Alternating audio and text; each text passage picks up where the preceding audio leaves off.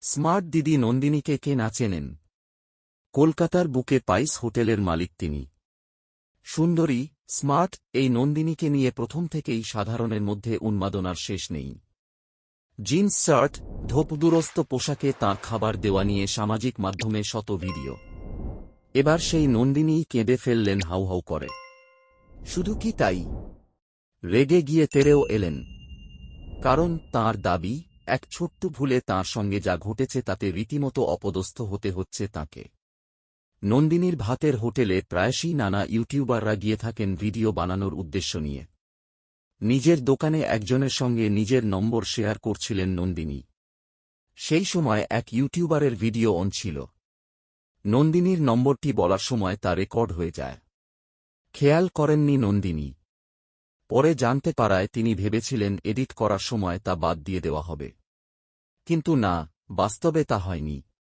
আর ওই ভিডিও থেকেই ঝড়ের গতিতে ভাইরাল হয়ে যায় তাঁর নম্বর। কাঁদতে কাঁদতে নন্দিনী বলেন, প্রত্যেকদিন হাজার হাজার মেসেজ আসছে।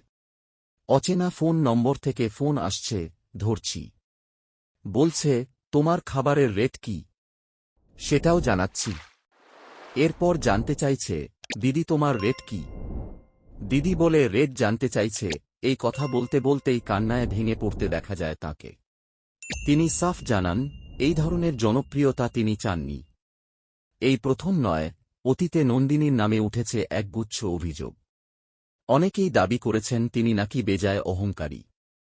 যদিও এই সব সমালোচনাকে দূরে ঠেলে এগিয়ে গিয়েছেন নন্দিনী।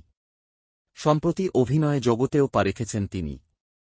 কেন্দ্রীয় চরিত্রে অভিনয় করতে দেখা যাবে তাঁকে। ছবিতে তিনি পেশায় একজন লেখিকা।